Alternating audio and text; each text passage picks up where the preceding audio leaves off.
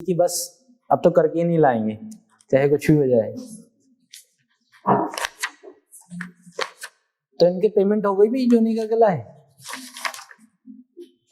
हाँ उधर से टेस्ट कॉपी और ले आओ जरा। आप लोगों ने रिजल्ट तो देख ही लिया होगा, ठीक है। बहुत अच्छा रिजल्ट है आप लोगों का।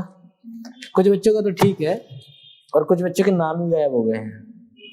मतलब ऐसा नहीं किया, हमें ध्यान नहीं रहा उनका नाम लिखने का, हमने जानबूझ के नहीं लिखे हैं, जानबूझ के नाम नहीं लिखे हैं, ठीक है।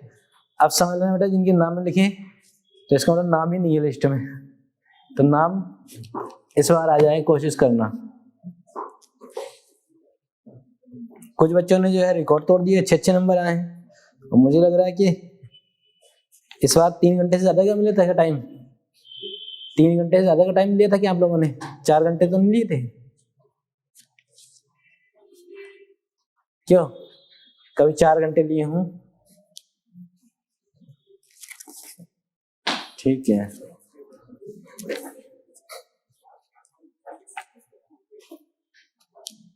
शाहिद अली, अरे गजब, सबसे होनहार बच्चा आ रहा है। आ जाओ बेटा, आ जाओ।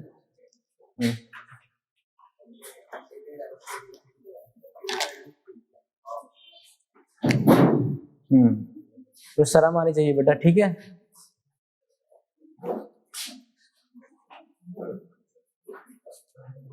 अगर इस बार ठीक नंबर नहीं आया तब बताऊंगा। और जो लिखा है ना इस पे, जितने क्वेश्चन आपने छोड़े हैं कल हर हाल में आप इसको लाके जमा करोगे, ठीक है। टोटल जितने भी हैं जिनकी कॉपी पे लिखा है, प्रीति श्रीवास्तव, आपका पहला टेस्ट था, लाइफ का ही पहला था क्या? इससे पहले टेस्ट नहीं दिया है? जिंदगी का पहला टेस्ट था क्या? हाँ तो मेहनत करो, ठीक है। सारे क्वेश्चन करके लाने हैं जो जितने छोड़े कल। स्वीटी जॉन,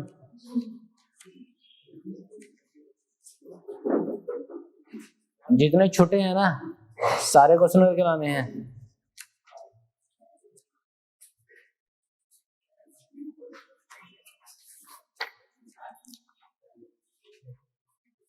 कौशल निषाद, पिछली बार से आपका परफॉर्मेंस डाउन हुआ है भाई, हाँ सुधार करो इसमें। देखो जरा, देखें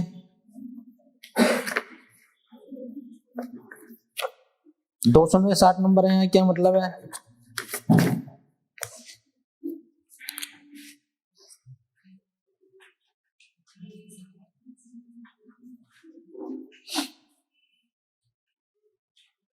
जितने छूटे हैं सब करके लाने हैं और जमा करना है कल हर हाल में। शिवानी मिश्रा,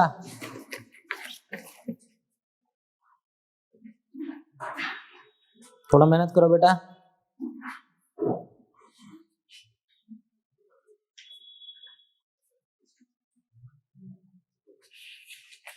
सभी करके आने जिन्हें छूटे हैं क्वेश्चन, ठीक है, और कल सबमिट करना। अनन्या यादव, बहुत बेकार परफॉर्मेंस है बेटा।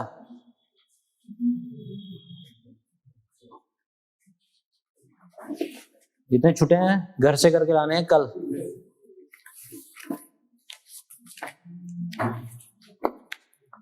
कोमल द्विवेदी, बेटा राइटिंग थोड़ा ठीक रखो, इतनी भी क्या है, मतलब आपने अक्षर जो शब्द हैं उसके ऊपर पकड़ी में नहीं खींची है, टेढ़े मेढ़े लिख दिए हैं, ठीक है।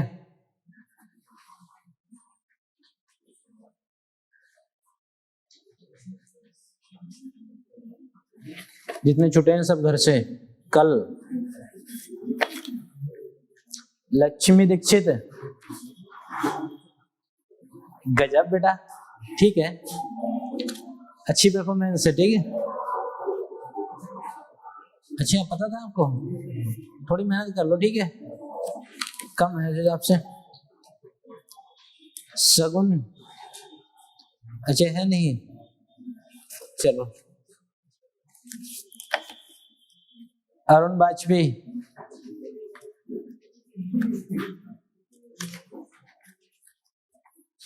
थोड़ी मेहनत कर लो बेटा, और मेहनत करो, मोबाइल के चक्कर में ना लगो फर्जी। मुझे तो याद आओ,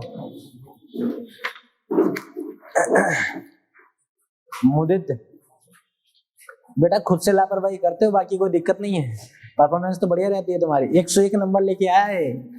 हाँ, ये शगुन होता है ना, शगुन कि लड़की के शगुन लौटा दो, 101 नंबर लेके आया। विशाल भारती,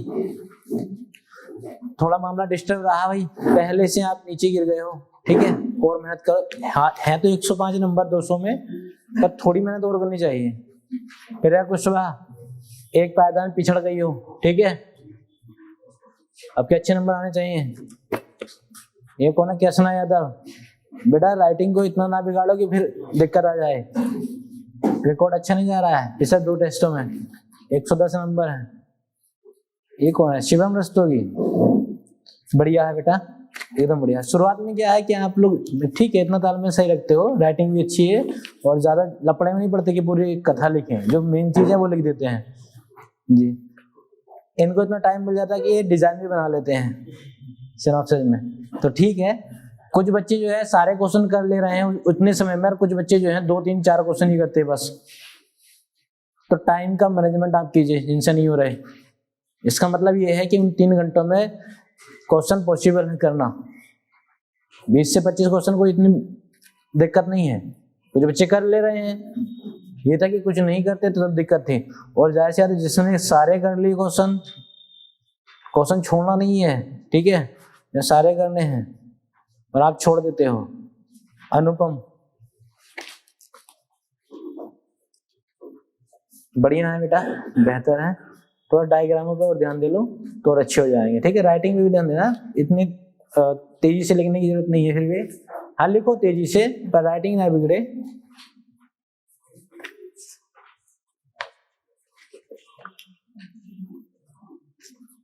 आंसर राइटिंग सभी कर लाए ना, जिनकी कॉपी पे लिखा है वो कल से कर जमा करेंगे, ठीक है, और वरना 2 रुपए पर आंसर राइटिंग का आपको क्या देना पड़ेगा, कर्ज चुकाना पड़ेगा, ठीक है। हाँ, जिनके लिखा है, आपने ठान लिया कि आप पढ़ेंगे नहीं, तो मैंने भी ठान लिया कि हम पढ़ा के रहेंगे हर हाल में।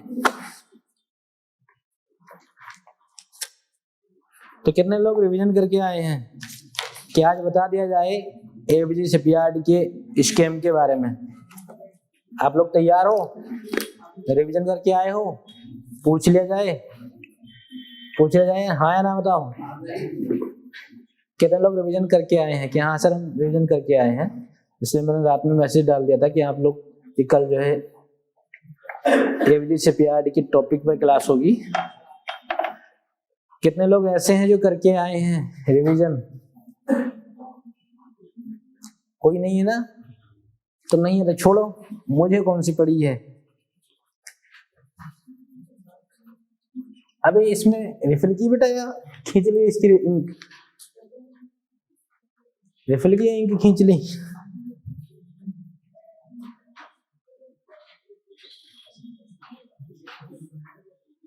अनुमोदन, तो कल ऋण के अनुमोदन की प्रक्रिया को समझा था, ठीक है। अब देख लेंगे कि ऋण अनुमोदन जो हो जाता है, या ऋण के अनुमोदन की प्रक्रिया में ऋण आवेदक को ऋणदाता या बैंक अगर ऋण देती है, लोन देती है, तो उसके लिए कुछ शर्तों को पूरा करना होता है ऋण आवेदक को। इतना ही नहीं कि विश्वसनीयता परीक्षण या साख परीक्षण तो करना ही होता है, वो तो सारी कंडीशन है ही। अब 2 शर्तें और होती हैं, तो उन शर्तों को भी देख लेंगे, ठीक है। पहले उन शर्तों को देख लेंगे, फिर अगले टॉपिक के बारे में आगे बात करेंगे, ठीक है। पहले ये पूरा कंप्लीट कर लेते हैं।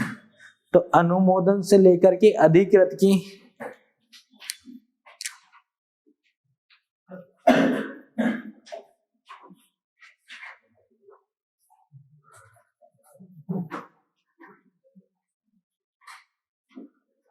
सारे प्रक्रिया या शर्त जो होती हैं उनको देख लेंगे।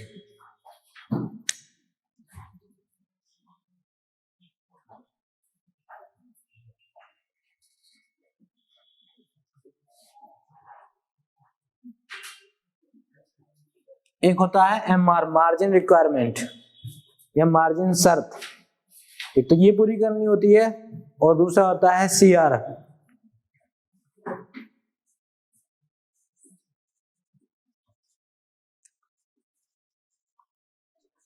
Collateral requirement.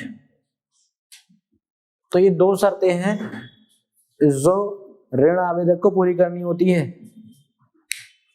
अब ये दो शर्तों का डिटेल में समझना है आखिर होती क्या है, मार्जिन रिक्वायरमेंट, मार्जिन शर्त होती क्या है, तो इन दोनों को समझ लेंगे। ठीक है, तो बात कर लेंगे MR, इनमें लिख लो चाहे इसको मार्जिन शर्त, देवनागरी में लिख लो, कोई दिक्कत नहीं।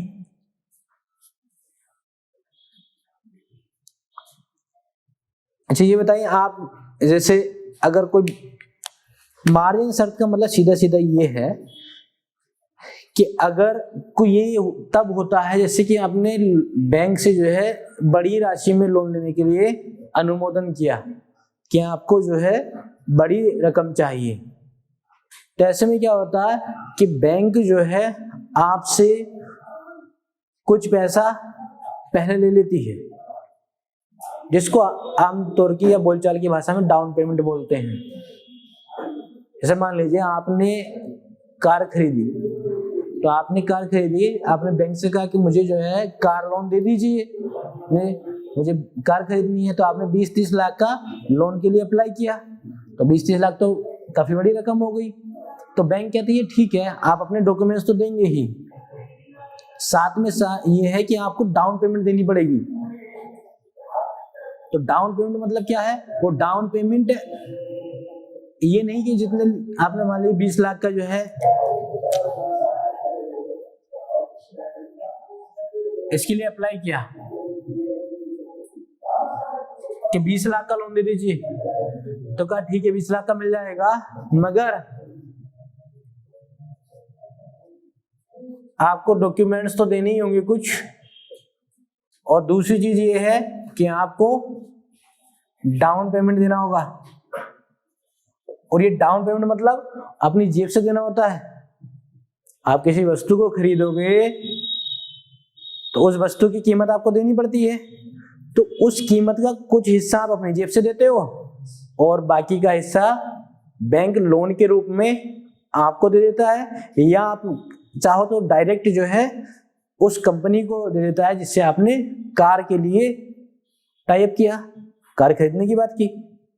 तो जो आप पैसा अपनी जेब से देते हो वही क्या है, डाउन पेमेंट, और दूसरे शब्दों में इसी को बोलते हैं मार्जिन शर्त। समझे कि नहीं?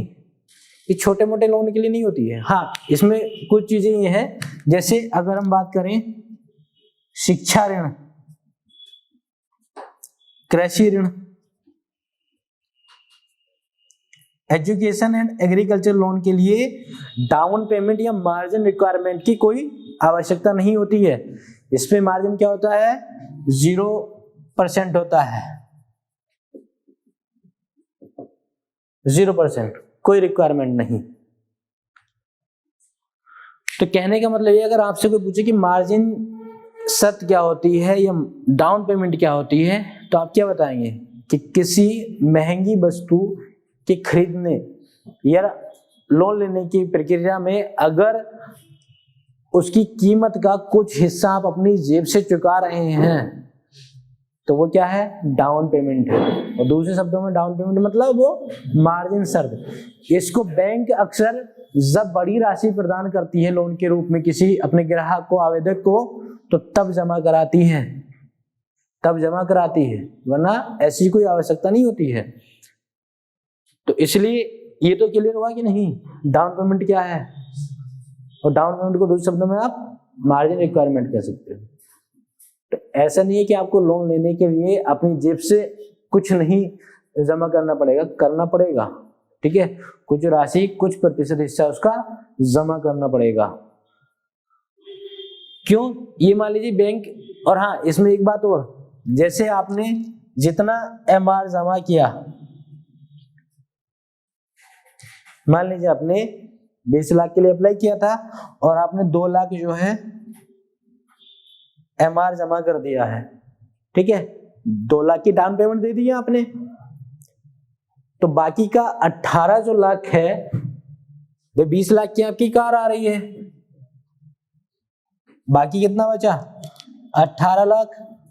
तो 18 लाख जो है ये बैंक देती है लोन के रूप में आपको, और वो ब्याज जो है इस पूरे पे नहीं लेगी, मतलब 20 लाख पे नहीं लेगी, वो सिर्फ 18 लाख पे लेगी, ठीक है, सिर्फ 18 लाख पे लेगी।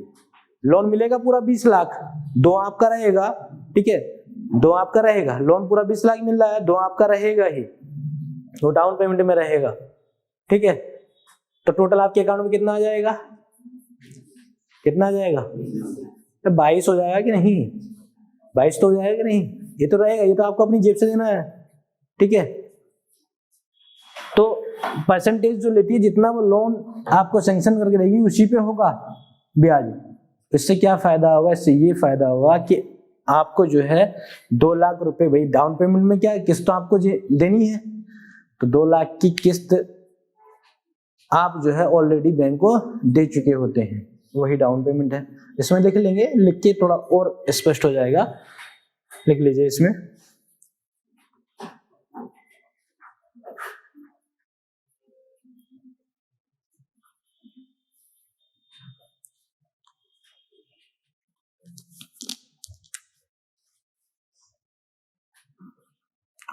आप पहले सेक्शन में देख लो कि बैंक से लोन लेने में जितनी रकम के लिए आपने आवेदन किया है,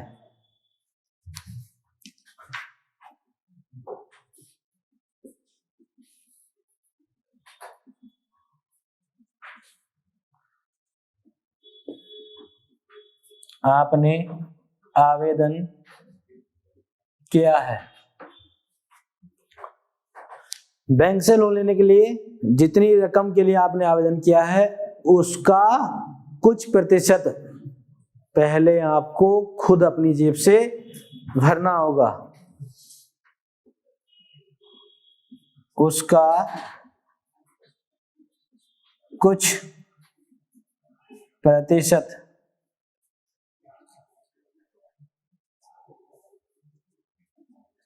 पहले आपको खुद से भरना होगा, खुद से भरना होगा, खुद से भरना मतलब या अपनी जेब से भरना होगा, जमा करना होगा।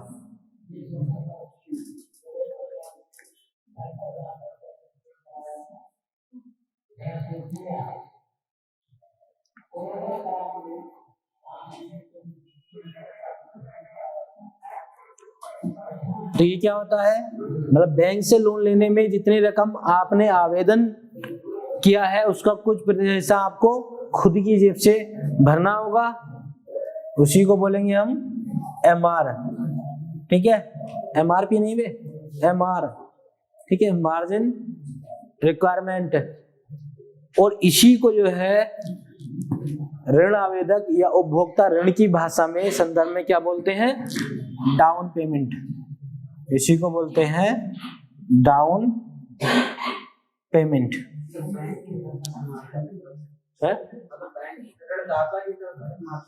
हाँ, कंडीशन के रूप में तो MR, बैंक के टर्म्स एंड कंडीशन में MR नाम ज्यादा प्रचलित है, और आम तौर पर बोलचाल की भाषा में, प्रचलित भाषा में या उपभोक्ता ऋण के संदर्भ में इसको बोला जाता है डाउन पेमेंट, ठीक है। तो पहले इसके बारे में लिख लेंगे, अनुमोदित ऋण को, अनुमोदित ऋण को, अनुमोदित क्या सर, क्या ख्यालों में खोए हो तो कहां समझ में आएगा फिर। अनुमोदित ऋण को अधिकृत कराने के लिए, अनुमोदित ऋण को अधिकृत कराने के लिए ऋण आवेदक को 2 शर्तें पूरी करनी पड़ती हैं। 2 शर्तें पूरी करनी पड़ती हैं।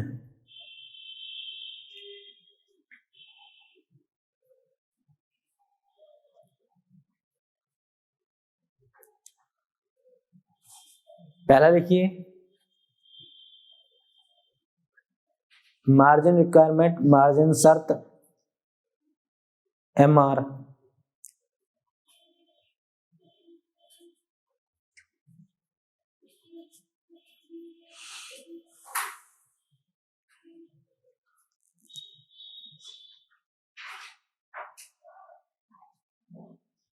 इसमें लिख लीजिए, बैंक से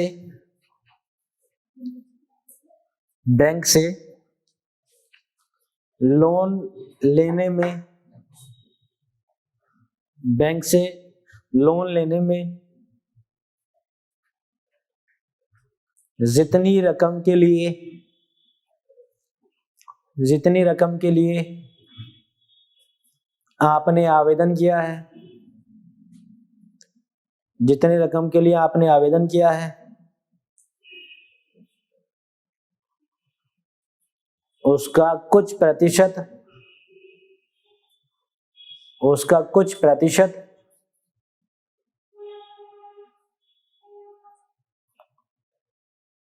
पहले आपको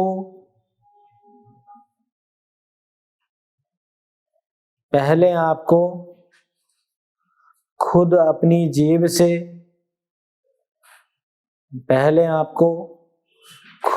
जेब से बैंक में जमा करना पड़ता है। बैंक में जमा करना पड़ता है।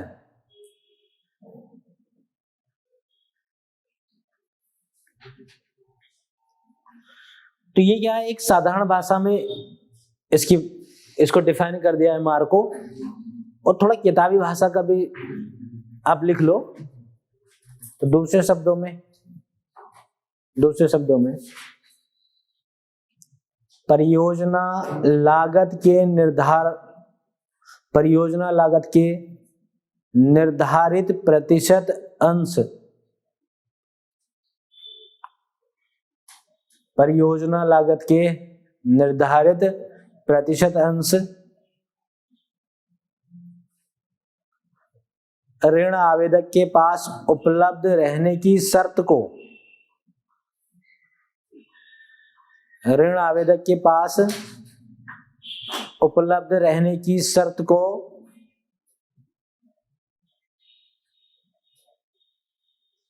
मार्जिन शर्त कहते हैं। मार्जिन शर्त कहते हैं।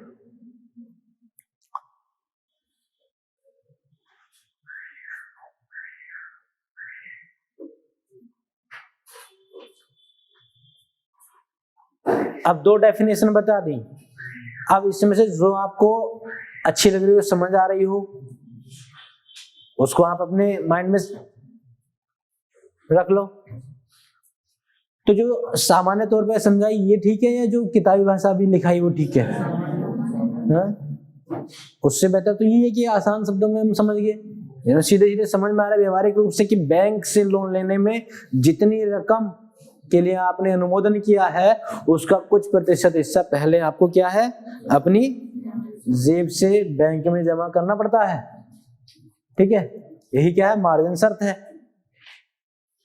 अब लिख लीजिए इसमें आगे, उपभोक्ता ऋण के संदर्भ में, भाई मार्जिन शर्त को दूसरे शब्दों में और क्या कहेंगे, उपभोक्ता ऋण के संदर्भ में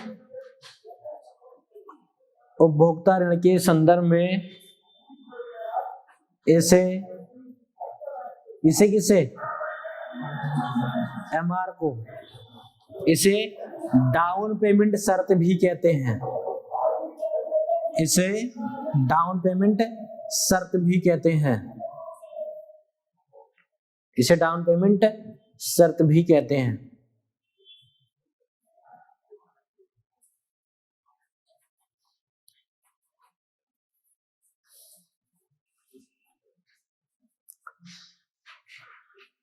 अच्छा, अब ये आपके जहन में बात आ रही है कि आखिर ये मार्जिन शर्त या डाउन पेमेंट को क्यों बैंक जमा कराती है।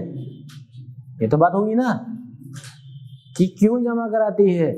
भाई जिसको लोन की जरूरत है, अगर उसके पास कुछ पैसा होता तो लोन क्यों लेता? नहीं, हैसियत भी देखती है बेटा कि आपके अंदर इतनी हैसियत है कि आप लोन जमा कर सको। ऐसे तो कोई भी लोन ले ले और फुर कर दे पैसा, ठीक है। तो ये क्या है, एक विश्वसनीयता को देखती है बैंक कि आपके पास कुछ पैसा है कि नहीं, या एकदम खाली हो, जेब खाली है और आप आगे लोन लेने के लिए। हम लोन तो दे देंगे मगर फिर उसका भुगतान कैसे होगा? कोई भंडारा थोड़ी ना चल रहा है कि आओ भैया आओ और लोन बटरा ले जाओ, नहीं, कुछ तो जमा करना पड़ेगा कि नहीं। जैसे आप साहूकार के पास जाते हो, उससे अगर पैसे उधार लेते हो, ब्याज पर लेते हो, वो भी तो एक तरह का ऋण है, तो उसके लिए आपको गिरवी रखना पड़ता है कि नहीं। जैसे आपको सोने चांदी के आभूषण, कुछ जमीन के कागजात, ये सारी चीजें गिरवी रखनी पड़ती है कि नहीं। और जिसपे आपकी सहमति उस साहूकार से हो जाए, ठीक है, सारी चीजें देखनी होती है। सामाजिक साख भी, कारोबारी साख भी, और कुछ शर्तें, डॉक्यूमेंट्स भी, और कुछ गिरवी रखना पड़ता है। ये सारी शर्तें पूरी होती है तब उसके बाद लोन मिलता है। इतना आसान भी नहीं है लोन लेना, ठीक है। तो कहने का मतलब ये है कि मार्जिन शर्त को क्यों लागू किया गया? क्यों? क्योंकि विश्वसनीयता इससे बनी रहती है, ठीक है, कि हाँ भरोसा है कि आप जो है जमा कर देंगे, और कुछ इसमें ऐसी बात है नहीं। तो इसमें लिख लेंगे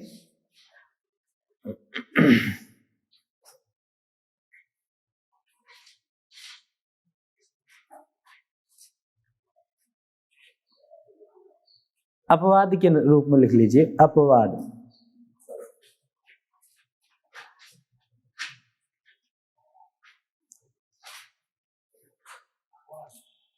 हाँ, मार्जिन शर्त का संबंध विश्वसनीयता से होता है। मार्जिन शर्त का संबंध विश्वसनीयता से होता है।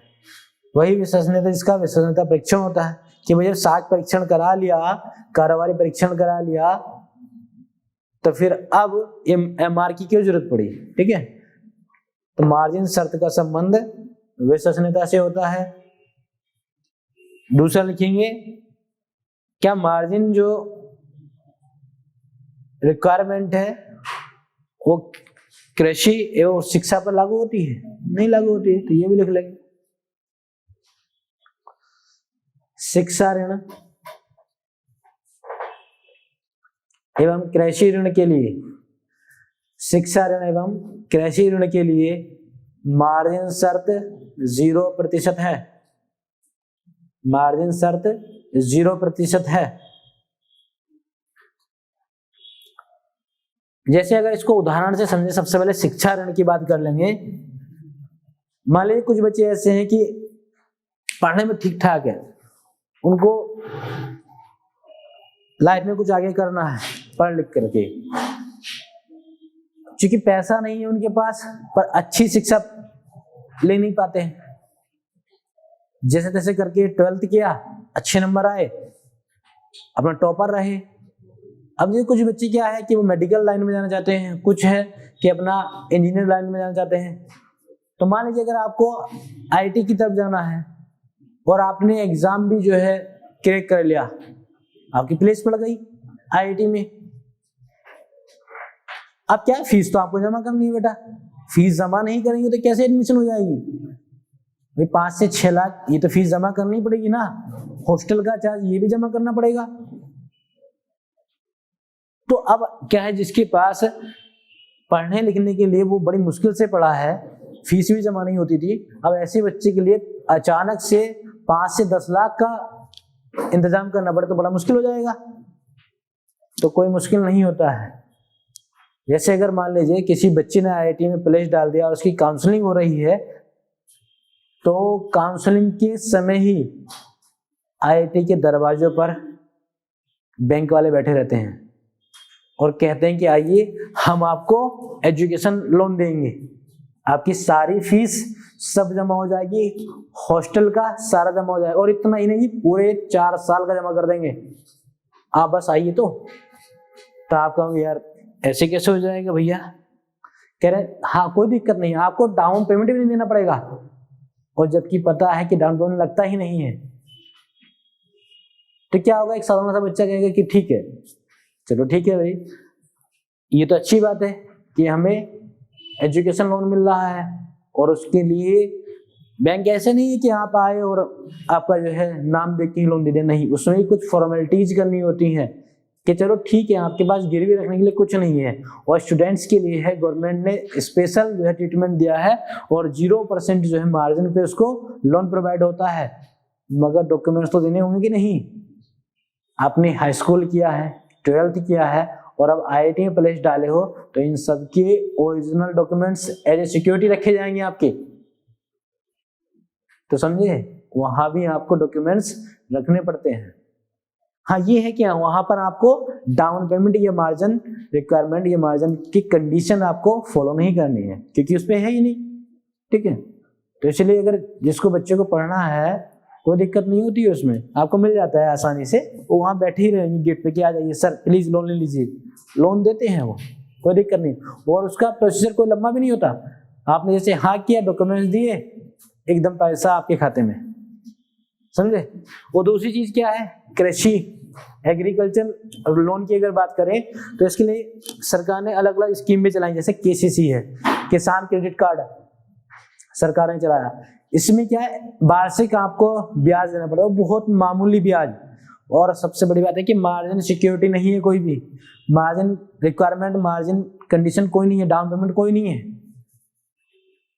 बस इसमें क्या है कि जितनी आपकी भूमि है, इसमें आप कृषि करते हो, वो आपकी है, उसकी डॉक्यूमेंट्स आपको देने हैं, उसके डॉक्यूमेंट देने हैं आपको। ऐसा तो नहीं है कि आप जो है चौथे हिस्से 5वें हिस्से पर जो है किसी जमींदार की जमीन पर कृषि कर रहे हो, और आप चले गए कि लोन दे दीजिए, कहते कितनी जमीन पे आप कृषि करते हो, कह रहे हैं मैं करता हूँ 100 बीघा, कह रहे हैं आपकी है कि मेरी नहीं है।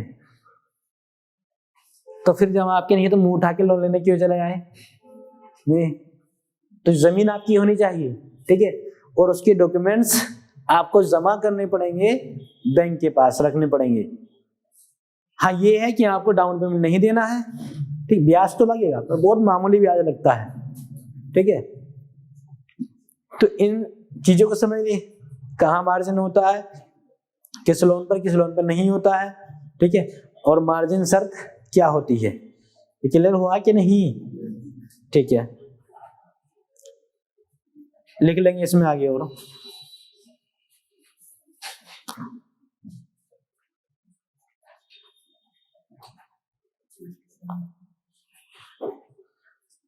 तो मार्जिन शर्त जो कि बैंक की प्रचलित भाषा है, ये उपभोक्ता ऋण के संदर्भ में भाषा है, इसको एक तीसरे नाम से भी और जानते हैं, ठीक है, इसको जो है तीसरे नाम से भी और जाना जाता है, होता है OC ऑन कंट्रीब्यूशन, इसको जो है यहां लिख दें OC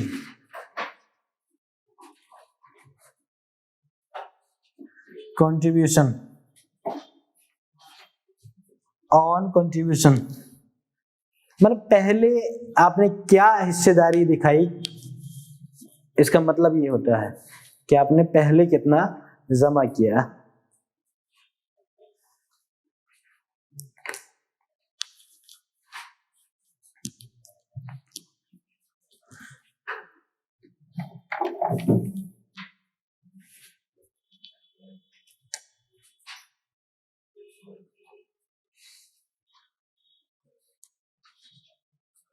तो अगर आपसे अब पूछ ले कोई कि डाउन पेमेंट में हमें बैंक को क्या देना पड़ता है, बताओ क्या दोगे, हाँ हाथ काट कर देना किलो, अरे पैसा दोगे कि नहीं, तो पैसा देना पड़ेगा कि नहीं, इतना हो गया। आप लोग तो मुंह देखते हो ऐसे कि हाँ क्या बताएं, अब पैसा दोगे और क्या दोगे,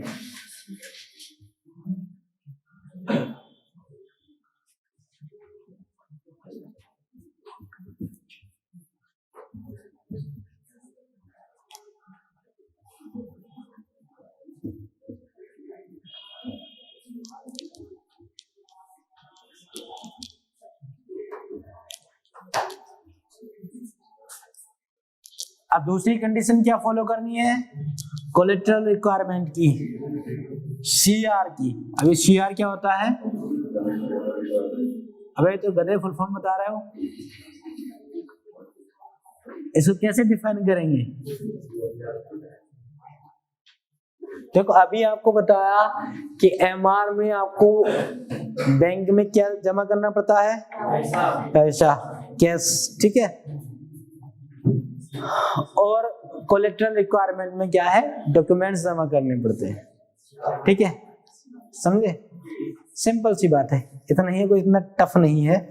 तो कोलेटरल रिक्वायरमेंट का मतलब ये है कि जैसे आप जो है किसी ऋण के बदले में, भाई आप लोन लोगे, उसके बदले में जैसे मान लीजिए आपने जो है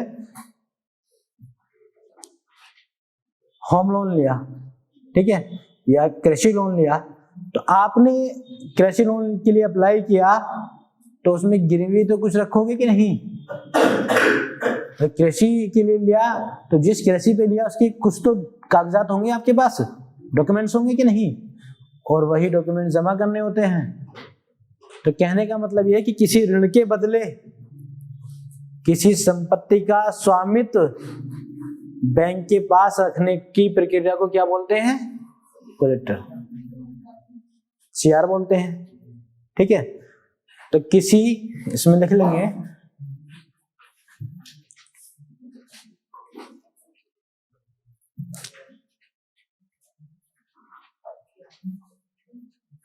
तो किसी ऋण के बदले में, किसी ऋण के बदले में किसी संपत्ति का स्वामित्व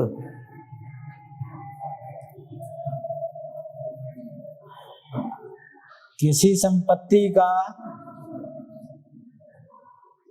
स्वामित्व प्रमाण पत्र, डॉक्यूमेंट्स, सर्टिफिकेट, किसी संपत्ति का स्वामित्व प्रमाण पत्र बैंक के पास रखने की शर्त को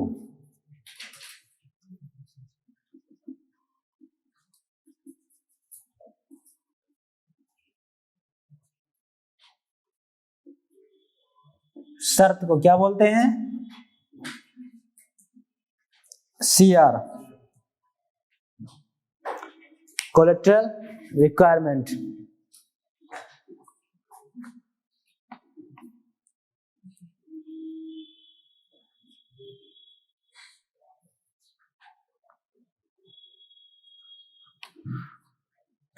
और जो दस्तावेज या प्रमाण पत्र आपने बैंक में जमा किए, तो उसको क्या बोलेंगे, कोलेटरल डॉक्यूमेंट्स, ठीक है, कोलेटरल डॉक्यूमेंट्स। मतलब बैंक में लोन लेने के लिए बैंक में जमा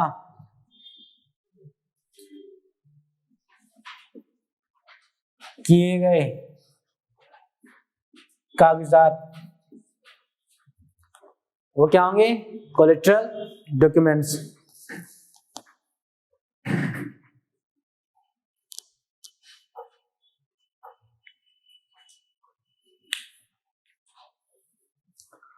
और ये कागजात जिस संपत्ति के हैं, यहां लिखा कि नहीं आपने कि किसी संपत्ति का स्वामित्व प्रमाण पत्र, तो जिस संपत्ति के ये कागजात हैं उस संपत्ति को बोलेंगे कोलेटरल प्रॉपर्टी,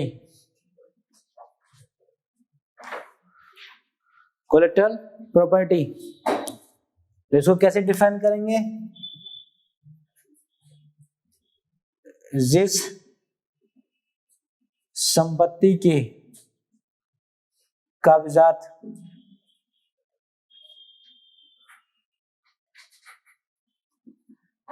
बैंक में जमा किए,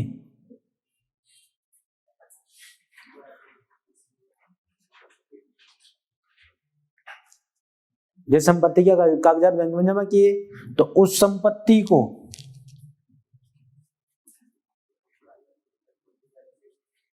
क्या बोलेंगे? सीपी। और ये क्या हो गया? सीडी। तो CRCDCP ये समझ ले कि नहीं?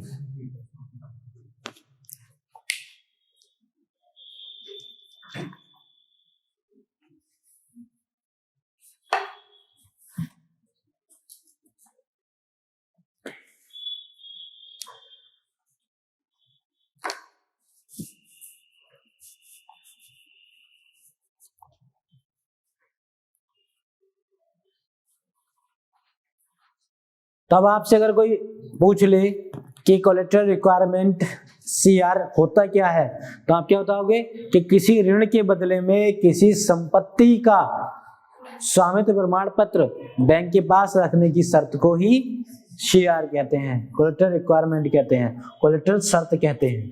ठीक है, तो वो कहे कि अच्छा, तो फिर संपत्ति का स्वामित्व प्रमाण पत्र की जो बात कर रहे हैं तो इसको हम क्या बोलेंगे बैंक की भाषा में? तो इसको बोलेंगे कोलेटरल डॉक्यूमेंट्स, के लोन लेने के लिए बैंक में जमा किए गए कागजात क्या है? वो कोलेटरल डॉक्यूमेंट्स हैं। तो कहेगा अच्छा, तो फिर ये बता दीजिए, तो फिर वो संपत्ति का भी कागजात है कि वो संपत्ति है कोलेटरल प्रॉपर्टी। तो क्लियर हुआ कि नहीं? कितने लोग ऐसे हैं कि नहीं? हवा कि समझ में नहीं आया, पता नहीं क्या हो रहा है। पूछ ले बेटा, ये पूछ ले आप लोगों से, चल पहले लिख लो तब पूछेंगे। एक तो जब तक ये ना इलेक्शन नहीं होगा ना तब तक ये बीन नगाड़े सब बजते रहेंगे। हम उनको है? हाँ, ये गंदी आदत है, घर पे भी ऐसे करते हैं। घर पे भी आप अपना दरवाजा खुला छोड़ देते हैं, फिर पकड़े जाते हैं। लिखिए,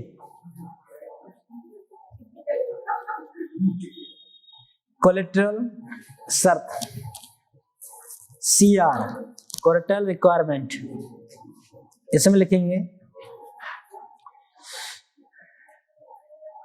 किसी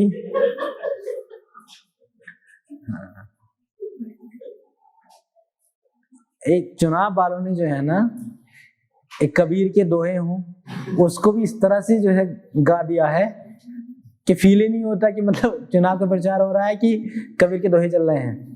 वो पुराने गानों का तो ऐसे रूपांतरण कर दिया, समझ में नहीं आता कि कौन सा गाना चल रहा है या चुनाव प्रचार हो रहा है। लिख लीजिए, किसी ऋण के बदले में, कोलेटरल शर्त के बारे में बात कर रहे हैं, रिक्वायरमेंट के बारे में बात कर रहे हैं। किसी ऋण के बदले में किसी संपत्ति का स्वामित्व प्रमाण पत्र,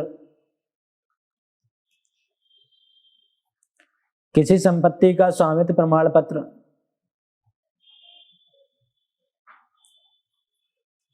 बैंक के पास रखने की शर्त को, बैंक के पास रखने की शर्त को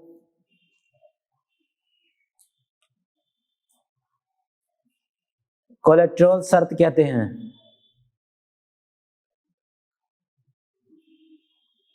कोलेटरल शर्त कहते हैं।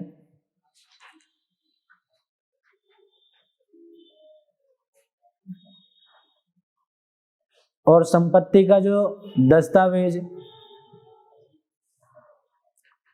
और संपत्ति का जो दस्तावेज या कागजात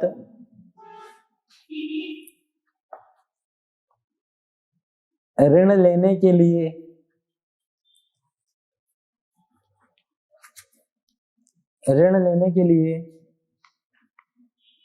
बैंक में जमा हो चुका है, बैंक में जमा हो चुका है,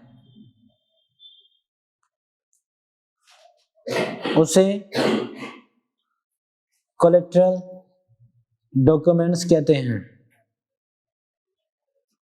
उसे कोलेटरल डॉक्यूमेंट्स कहते हैं।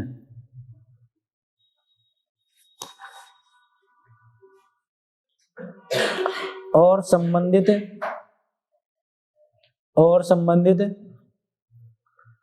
संपत्ति को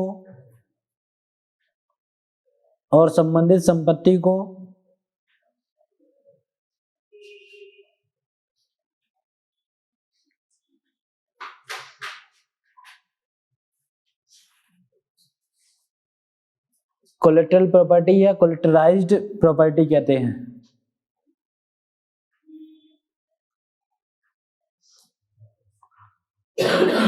कोलेटरल प्रॉपर्टी या कोलेटराइज्ड प्रॉपर्टी कहते हैं।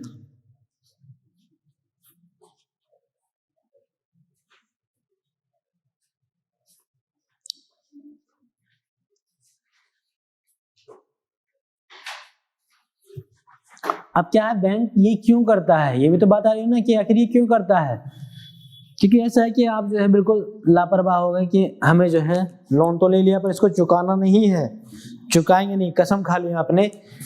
तो जो आपने डॉक्यूमेंट जमा किए तो फिर बैंक जो है उन डॉक्यूमेंट्स के आधार पर अपने लोन की भरपाई करेगी।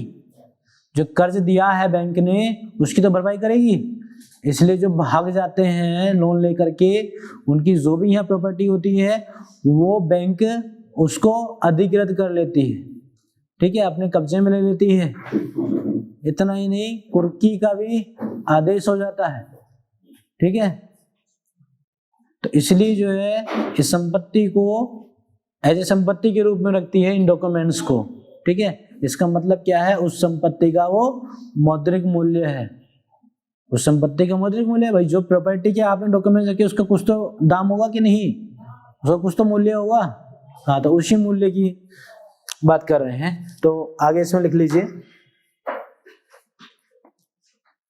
इसमें बिंदु बना लीजिए दूसरा। कोलेटराइज्ड प्रॉपर्टी के ऊपर, कोलेटराइज्ड प्रॉपर्टी के ऊपर ऋण भुगतान का एक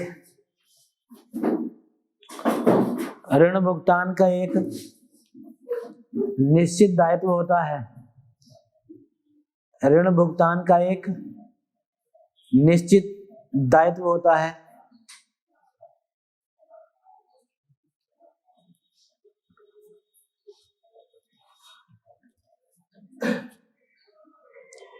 उस दायित्व के मौद्रिक मूल्य को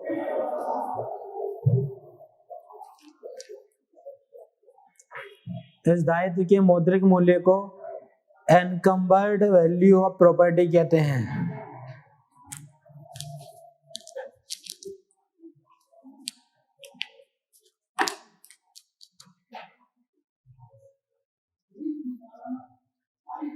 एनकम्बर्ड वैल्यू ऑफ प्रॉपर्टी कहते हैं।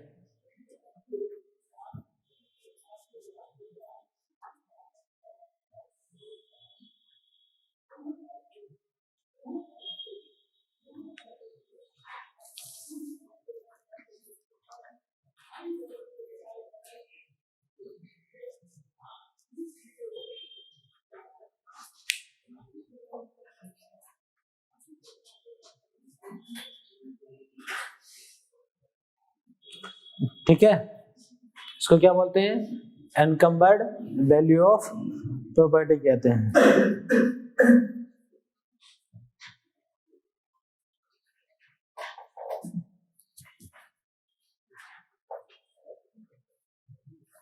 तो ये क्या थी, कुछ शर्तें थी जो बैंक अपने ऋण आवेदक के ऊपर लागू करती है, ठीक है।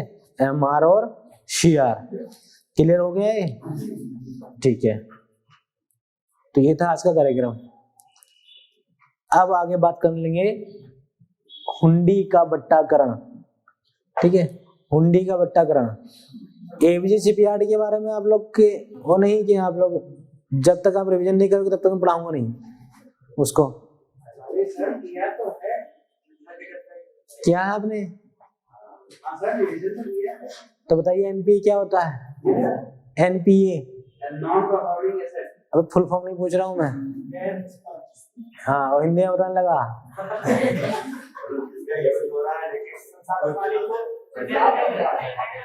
एनपीए का बैंक पर क्या प्रभाव पड़ेगा अगर बैंक से लोन ले लिया तो? जब ब्याज नहीं मिलेगा मतलब कुछ मिलेगा ही नहीं। संपत्ति कौन सी बेकार होती है? तो जला दो, आपके पास जो पैसे हैं उनको जला दो, बेकार नहीं होती है। ठीक है, ये क्लियर हुआ कि नहीं? ठीक, अब बात कर लेंगे हुंडी का बट्टाकरण।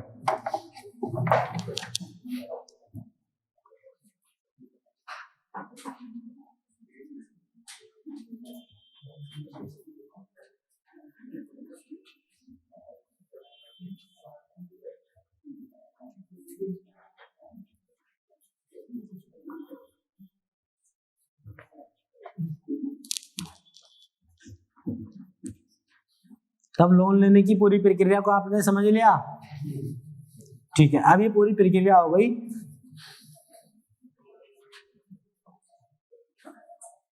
क्योंकि आपको ऐसा टॉपिक नहीं रहा, जब हम एबीजी शिपयार्ड का बात करेंगे, स्कीम की बात करेंगे, तो उसमें कोई सा ऐसा टॉपिक नहीं है कि आप ये कह दो कि यार सर ये पढ़ाया नहीं आपने। ठीक है, तो इसलिए कह रहा हूँ एबीजी शिपयार्ड क्लास कर रखेंगे। ठीक, हाँ, आखिर कल में कल होता ही नहीं है।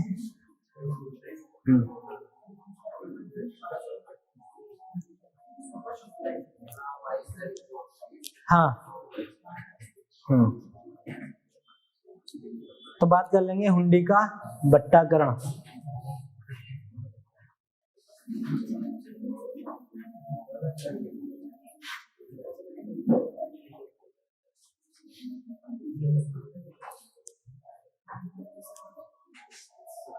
डिस्काउंट का नाम सुना आपने? डिस्काउंट, आप कहते हैं अक्सर जाके कहते हैं प्लीज डिस्काउंट कितना चल रहा है, दे दीजिए डिस्काउंट। उसी को बट्टा बोलते हैं। बट्टाकरण मतलब डिस्काउंटिंग।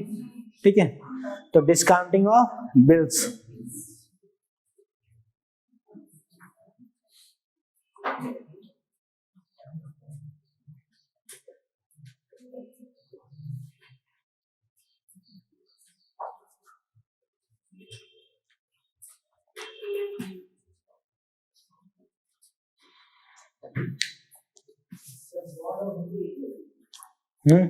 नहीं बताएंगे, उसमें अलग अलग बताएंगे। सिक्योरिटी है, सिक्योरिटी।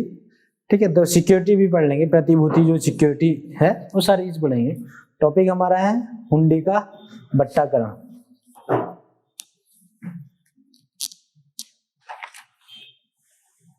तो हुंडी के बट्टेकरण को समझने से पहले सबसे पहले हमें समझना होगा कि प्रतिभूति क्या होती है। ठीक है, प्रतिभूति, प्रतिभूति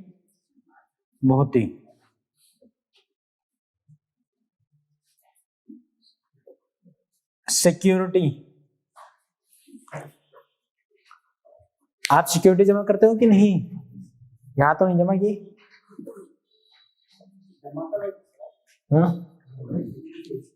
नहीं, वो तो क्या होता है, एडमिशन फीस अलग होती है, सिक्योरिटी अलग होती है। जो चेयर तोड़ते हो ना, इन सब चीज की। तो प्रतिभूति समझ के आप लोगों को शायद समझ में नहीं आ रहा होगा, पर सिक्योरिटी जैसे नाम लिखा गया तब समझ में आया, अच्छी वो चीज होती है। ठीक है, तो प्रतिभूति की बात करें तो एक होता है इसमें अंश प्रतिभूति, इसे पढ़ेंगे हम अंश प्रतिभूति। Share security, share security. और दूसरा पढ़ेंगे ऋण प्रतिभूति।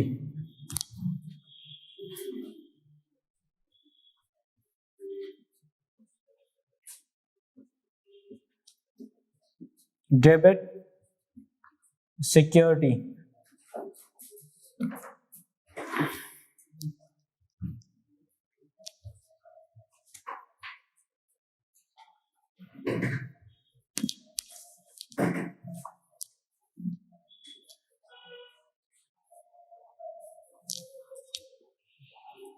अंश प्रतिभूति में भी हम दो चीज को पढ़ेंगे, एक होता है अधिमानी अंश प्रतिभूति,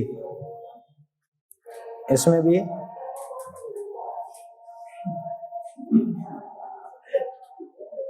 अधिमानी अंश प्रतिभूति। समझ रहे बेटा, राष्ट्रवाद जाग रहा है पूरी तरह से। चुनाव के टाइम में सारी चीजें जागती हैं। देशभक्ति गीत चला रहे हैं, पता नहीं चल रहा कि देशभक्ति गीत चल रहा है कि प्रसार हो रहा है किसी का। अधिमानी अंश प्रतिभूति।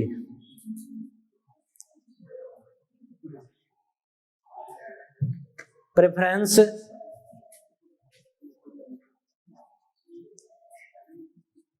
Share security.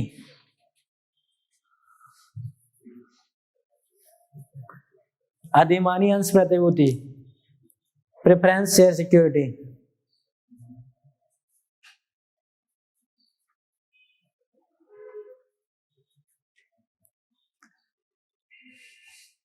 वैसे से भक्ति देशभक्ति गीत जो चला देते हैं कि दिल दिया है जान भी देंगे है वतन तेरे लिए, और इसका रूपांतरण कर दे रहे हैं, दिल दिया है जान भी देंगे हाथी तेरे लिए। और हाथी का प्रचार प्रसार हो रहा है, ठीक है। कमल तेरे लिए, कमल का हो रहा है, हाथ के पंजे झाड़ों के लिए, तो वो सूट नहीं करेगा ना, ठीक है। तो पता नहीं कैसे ऐसे रूपांतरण कर दे रहे हैं। तो अधिमानी अंश प्रतिभूति को पढ़ेंगे और दूसरा पढ़ेंगे समानी अंश प्रतिभूति। कुछ बच्चे बाद में समझते हैं कि फिर बाद में समझते हैं, ठीक है। समानी अंश प्रतिभूति।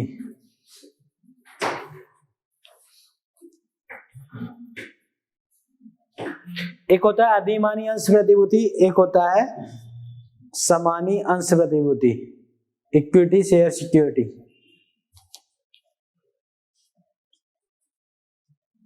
इक्विटी शेयर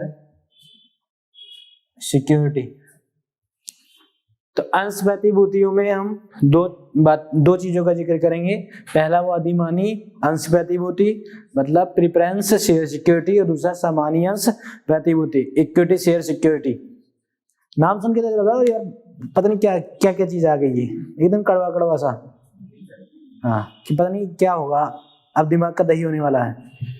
तो साधारण शब्दों में समझेंगे, ज्यादा लोड नहीं लेंगे। ऐसी ऋण प्रतिभूति में भी हम अलग अलग पढ़ेंगे, जैसे कि ऋण प्रतिभूति में कारोबारी ऋण प्रतिभूति एक पढ़ेंगे। इसमें कारोबारी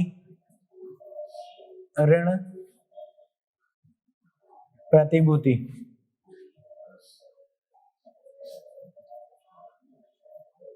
कमर्शियल डेबिट सिक्योरिटी।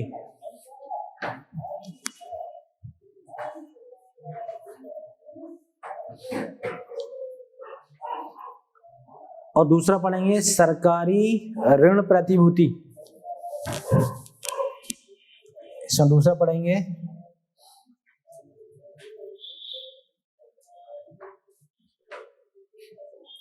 सरकारी ऋण प्रतिभूति।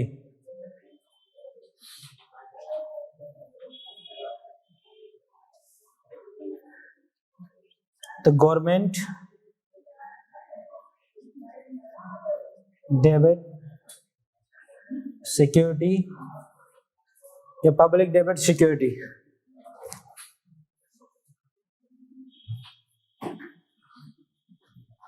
अब कारोबारी ऋण प्रतिभूति कमर्शियल डेबिट सिक्योरिटी में भी हम दो सिक्योरिटी के बारे में पढ़ लेंगे। इसमें एक होता है कारोबारी हुंडी और दूसरा कारोबारी बॉन्ड। इसमें एक कारोबारी हुंडी को पढ़ेंगे और दूसरा, दिख रहा है कि नहीं इधर? हाँ हाँ हाँ करते हैं ना बेटा। हाँ करने से क्या है कि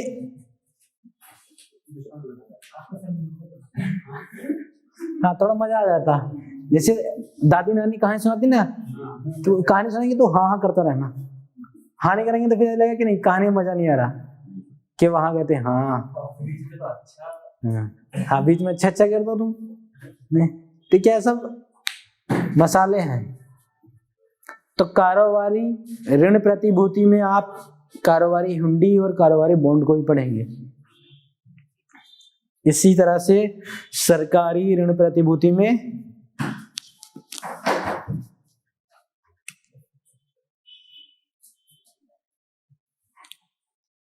यहां लिख देता हूं बेटा, तुम तो हाँ हाँ करते रहोगे फिर दिखेगा नहीं। तो सरकारी हुंडी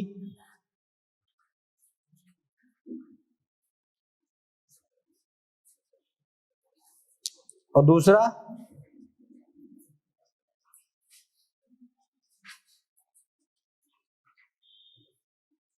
सरकारी बॉन्ड।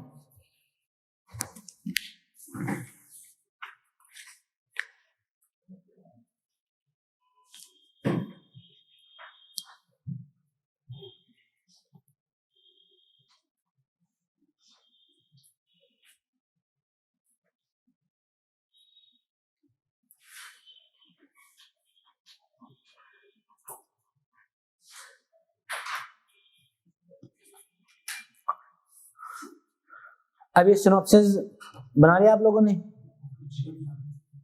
अब सिनॉप्सिस से ये आपको समझ में आ रहा हो कि हमें आगे किन किन टॉपिकों को पढ़ना है, किन किन बातों को समझना है। जैसे टॉपिक है हमारा हुंडी का बट्टाकरण, इसमें सबसे पहले हम देखेंगे प्रतिभूति, सिक्योरिटीज को समझ लेंगे। सिक्योरिटी में भी दो तरह की सिक्योरिटी होती है, क्या? अंश प्रतिभूति शेयर सिक्योरिटी और दूसरा ऋण प्रतिभूति डेबिट सिक्योरिटी। अंश प्रतिभूति के भी दो भाग होते हैं, जो अधिमानी अंश प्रतिभूति, दूसरा होता है समानी अंश प्रतिभूति। इसी तरह से ऋण प्रतिभूति के भी दो भाग होंगे, पहला वो कारोबारी ऋण प्रतिभूति और दूसरा सरकारी ऋण प्रतिभूति।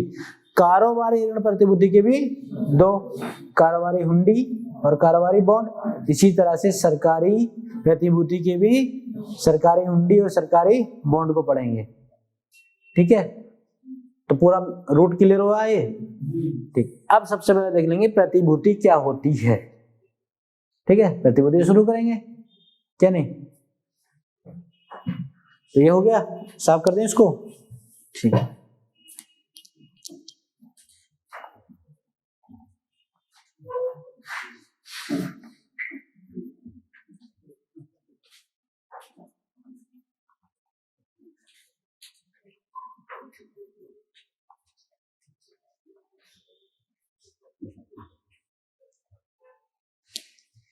आप लोगों को इस तरह कि संडे जो बर्बाद कर देते हैं, संडे बेकार हो जाता है।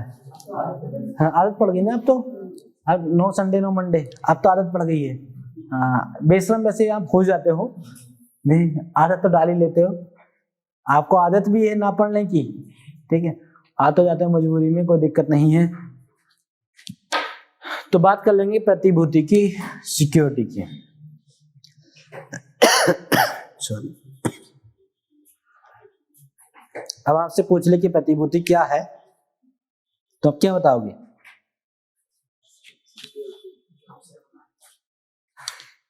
सोचो, इतने में थोड़ा पानी पी लूं। प्रतिभूति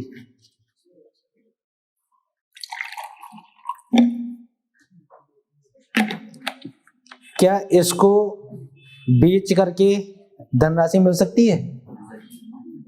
अच्छा, क्या ये कोई डॉक्यूमेंट्स होता है या कोई वस्तु होती है?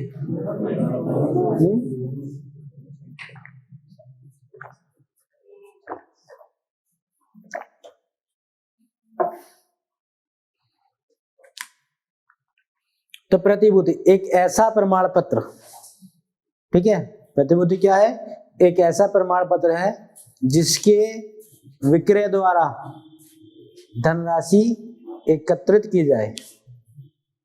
ठीक है, तो क्या है ये?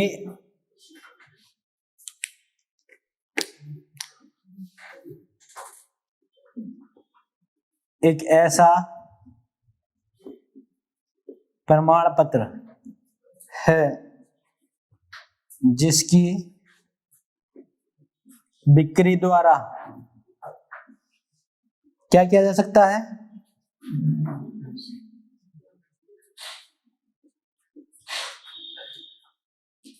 धनराशि को एकत्रित किया जाता है, किया जाए तो उसको क्या बोलेंगे? वित्तीय प्रतिभूति या प्रतिभूति।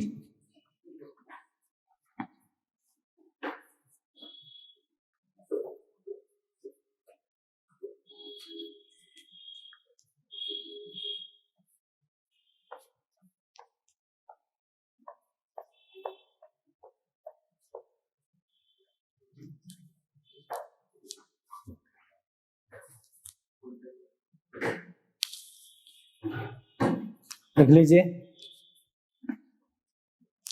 इसका नाम लिख लीजिए।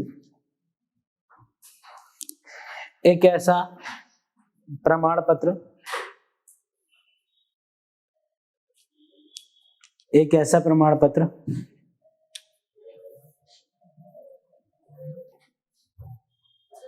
जिसकी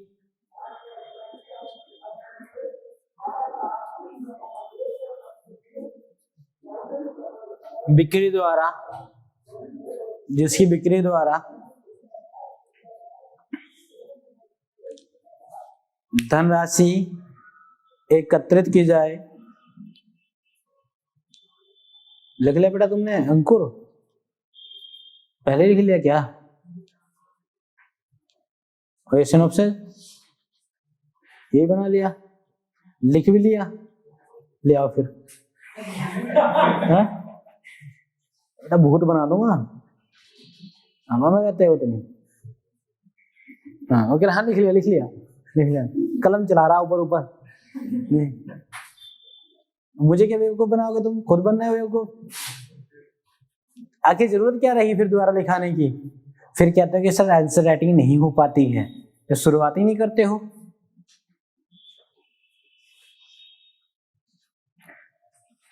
तो बेटा सिनॉप्सिस बना रहे हैं और फिर लिखना भी है, और सिर्फ सिनॉप्सिस बनाता हूं तो तब कहते लिखा दिया करो, सब प्लीज लिखा दिया करो। पॉलिटिकल साइंस में आपने क्या किया? गर्दा काट के रख दिया कि सर लिखवा दीजिए। मैंने लिखवाऊंगा नहीं सिनॉप्सिस में, तब कह रहे लिखवा दीजिए। अब लिखवा भी रहा हूं, सिनॉप्सिस बनाया तो अब कह रहे हो कि नहीं, लिख लिया, कलम मारा ऊपर ऊपर नहीं, और आगे बैठा सबसे। कहां तक लिखे? एक ऐसा प्रमाण पत्र जिसके विक्रय द्वारा धनराशि एकत्रित की जाए, वित्तीय प्रतिभूति, वित्तीय प्रतिभूति या प्रतिभूति कहलाती है। वित्तीय प्रतिभूति या प्रतिभूति कहलाती है। अब आखिर ये अवधारणा आई कहां से? सिक्योरिटी वाली ये कॉन्सेप्ट आया कहां से? इसका सोर्सेज क्या है, स्रोत क्या है? तो स्रोत है वो वित्तीय प्रतिभूति अधिनियम 1956।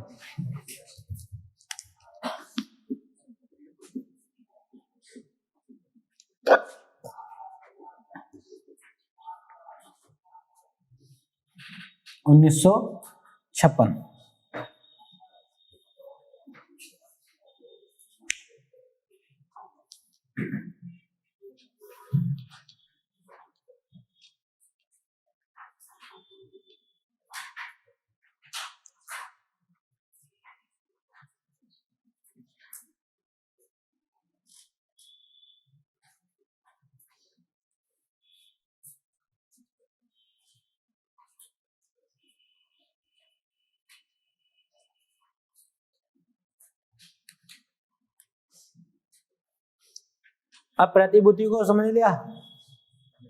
प्रतिभूति को समझ लिया कि नहीं? आपसे पूछ रहे क्या है प्रतिभूति, तो आप कहोगे एक ऐसा प्रमाण पत्र है जिसकी विक्रय द्वारा धनराशि एकत्रित की जाए। अब जैसे कुछ कंपनियां होती हैं, आपने सुना होगा कि इस कंपनी उस कंपनी को खरीद लिया, ठीक है, इस कंपनी ने उस कंपनी को खरीद लिया। तो ऐसा तो नहीं होता है उसमें कि मतलब हर जगह पैसे का लेन देन हो, कुछ डॉक्यूमेंट्स भी होते हैं, कुछ सर्टिफिकेट होते हैं कि जिनके आधार पर ये पैमाना या कर लिया जाता है कि हाँ ठीक है, आपके पास जो है ये डॉक्यूमेंट्स है, ये मुद्रा है, और इसी के आधार पे हम आपको अपनी कंपनी में हिस्सेदारी दे रहे हैं, जिसे कंपनी में शेयर बोलते हैं, ठीक है। तो आगे जब हम प्रतिभूति के एक भाग को पढ़ेंगे, वो अंश प्रतिभूति, यही था ना आगे, अंश प्रतिभूति था ना। तो अंश प्रतिभूति क्या होती है कि मतलब एक ऐसी प्रतिभूति जिसका विक्रय कंपनी द्वारा किया जाए। मतलब कंपनी अगर कोई अपने प्रतिभूति को बेचती है और जिसके क्रेता को, क्रेता मतलब वो खरीदने वाला, कंपनी के स्वामित्व में एक निश्चित अंश प्राप्त होता है। कहने का मतलब ये है कि कोई कंपनी अगर अपने प्रतिभूति, सिक्योरिटी, शेयर बेचती है और जो उसको खरीदता है, उस सिक्योरिटी को खरीदता है, जितनी हिस्सेदारी खरीदेगा, जितने शेयर खरीदेगा, उतनी हिस्सेदारी या उतना जो है स्वामित्व उस कंपनी में खरीदने वाले का हो जाएगा कि नहीं? हो जाएगा कि नहीं? मान लीजिए कि आपकी जो है कोई कंपनी है, मान लीजिए चिंटू की कंपनी है, ये समोसे बनाता है, ठीक है, हाँ, समोसा कंपनी, हाँ, पकोड़ा कंपनी नहीं है, समोसा वाली है, ठीक है। अब ये समोसा कंपनी है, अब इसने कहा कि शुरुआत में तो जो है बड़ी अच्छी चली, पर अब जो है मामला ठीक नहीं चल रहा है, शिकायतें आने लगी, तो कंपनी थोड़ा फिर इसके विचार आया कि नहीं, अब समोसे से जो है काम नहीं चल रहा, थोड़ा काम बढ़ा दिया जाए, और काम बढ़ाने के लिए और निवेश की जरूरत है, या अकेले नहीं कर पाऊंगा, तो उसने कहा समोसे के साथ साथ जो है हम पकोड़ा कंपनी भी कर लेते हैं। अबे चाय बनाओगे तो पीएम ना बन जाओगे, ठीक है, आपको बिजनेस बनना ना। तो अब ये जो चिंटू की कंपनी है, samosa and pakora sons and company, ठीक है, तो इसने अपनी सिक्योरिटी प्रतिभूति को बेचा, और पिंकी ने जो है, हाँ, इसके सिक्योरिटी या प्रतिभूति को खरीद लिया, ठीक है। तो जितनी इसने शेयर या प्रतिभूति सिक्योरिटी बेची उतनी खरीद लिया। मान लीजिए कि इसकी पूरी कीमत जो थी 100 प्रतिभूति थी, 100 सिक्योरिटी थी, तो इसमें से 20 जो है शेयर इसने बेचे और 20 जो है इसने खरीद लिए। इसमें से क्या है, इसने 20 बेचे, ये 20 खरीद लिए इसने। तो अब जो ये कंपनी है samosa and pakora sons company, इसमें जो है पिंकी की हिस्सेदारी कितनी हो जाएगी? 20% हो जाएगी, मतलब 20 शेयर हो जाएंगे इसके। तो क्या है इसका, इस कंपनी में पिंकी का स्वामित्व हो जाएगा कि नहीं? स्वामित्व हो जाएगा, ठीक है। तो यही क्या है, अंश प्रतिभूति, मतलब कितना हिस्सा है उसका, समझे। तो इसमें लिख लेंगे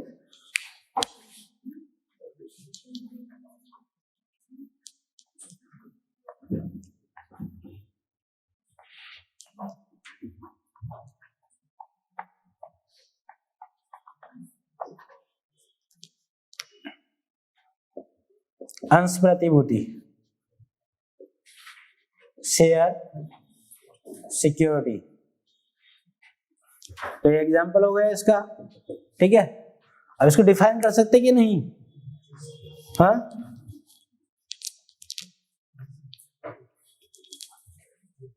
इसको अगर डिफाइन करें तो कैसे डिफाइन करोगे कि एक ऐसी प्रतिभूति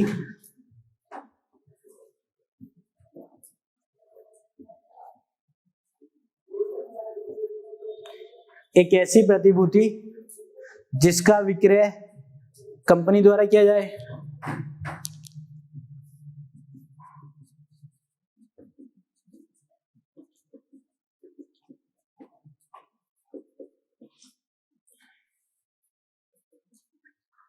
विक्रय का मतलब समझते हो ना? कितने लोग हैं कि विक्रय का मतलब नहीं समझते हैं?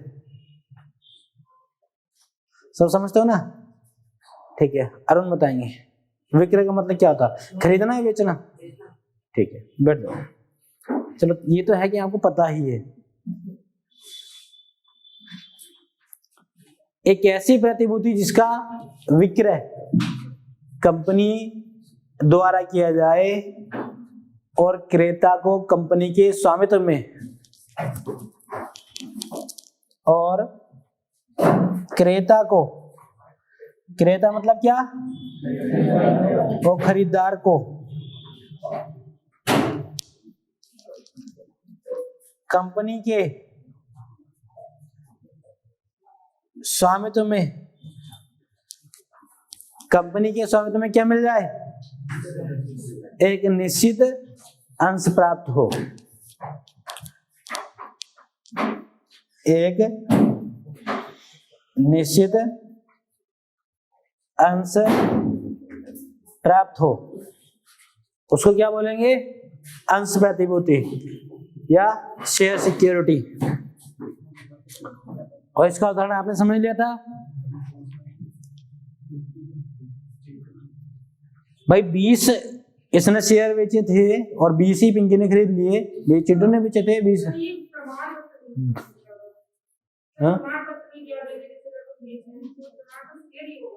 हाँ वही तो है, डॉक्यूमेंट्स तो होता है भाई। आप कैसे कहो कि हमारी इस कंपनी में इतनी हिस्सेदारी है, तो कहीं तो लिखा होगा कि नहीं भाई, कुछ तो लिखा होगा कि नहीं। या ऐसे बोल दो हमारी हिस्सेदारी इस कंपनी में है 20% है, 30% है, तो उसका प्रूफ तो होगा कि नहीं। जैसे आप कोई बाइक खरीदती हो, स्कूटी खरीदोगी, तो आप कैसे उसको बताओगे कि आपकी स्कूटी है। मान लीजिए आपकी स्कूटी, आप नई नई स्कूटी लेके आए और किसी दूसरे व्यक्ति ने आके बोला कि मेरी स्कूटी है, आपने कहा नहीं ये तो मेरी स्कूटी है, मैं खरीद के लेके आई हूँ, वो झगड़ा होने लगा, तो फिर उसका फैसला कैसे होगा कि स्कूटी किसकी है। भाई जिसके पास उसका आरसी होगा ना, जिसके पास रजिस्ट्रेशन सर्टिफिकेट होगा, डॉक्यूमेंट्स होगा, जिसका डॉक्यूमेंट्स होगा, पास से मतलब नहीं, जिसका होगा उसमें नाम, तो उसी की वो क्या है, प्रॉपर्टी हो जाएगी। तो ऐसे क्या है, वो डॉक्यूमेंट्स वही सिक्योरिटी की हमारी हिस्सेदारी है, तो उसमें कुछ ना कुछ तो प्रूफ होना चाहिए, डॉक्यूमेंट्स तो होने चाहिए, वही प्रमाण पत्र कहलाता है। तो चिंटू ने अपनी कंपनी का 20% शेयर जो है बेचा और उसको खरीद लिया पिंकी ने, तो पिंकी की एक निश्चित हिस्सेदारी होगी नहीं इस कंपनी में, कितनी, 20% हिस्सेदारी हो गई, 20 शेयर हो गए, ठीक है, लिख लीजिए इसमें।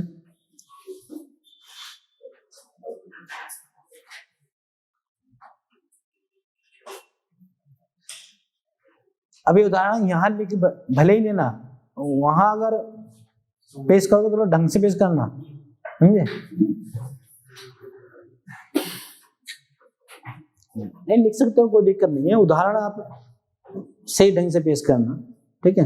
ऐसा नहीं कि सर ने बताया था, सर जानते हैं उनका कोई जो है मिलने वाला है चिंटू नहीं, और इसलिए उदाहरण देते हैं, ऐसा नहीं है।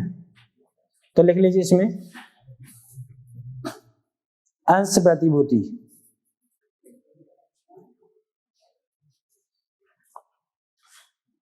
एक ऐसी प्रतिभूति जिसका विक्रय कंपनी द्वारा किया जाए, एक ऐसी प्रतिभूति जिसका विक्रय कंपनी द्वारा किया जाए और जिसके क्रेता को, क्रेता मतलब खरीदार को, और जिसके क्रेता को कंपनी के स्वामित्व में एक निश्चित अंश प्राप्त हो, एक निश्चित अंश प्राप्त हो, अंश प्रतिभूति कहलाती है, अंश प्रतिभूति कहलाती है।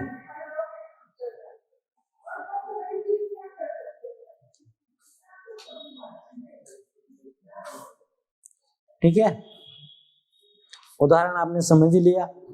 अब अंश प्रतिभूति के भी दो प्रकार थे, ठीक है, कौन कौन से, अधिमानी और सामान्य अंश प्रतिभूति, ठीक है, preference and equity share security, तो इस पर डिस्कस करेंगे कल। आज का कार्यक्रम यहीं पे समाप्त करते हैं। आज आपके लिए संडे है तो खूब जाके अपना एंजॉय कीजिए, कोई दिक्कत नहीं है। हाँ एंजॉय हो गया? ठीक, तो ठीक है, क्वेश्चन लिख लीजिए।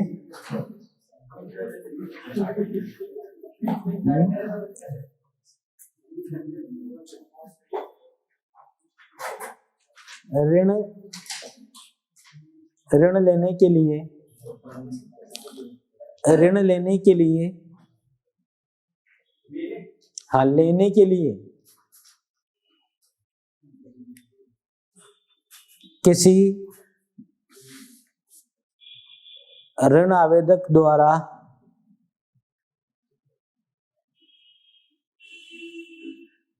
बैंक की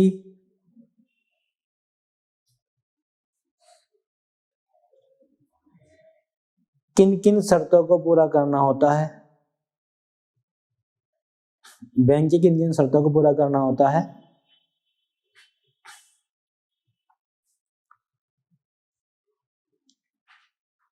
स्पष्ट करें।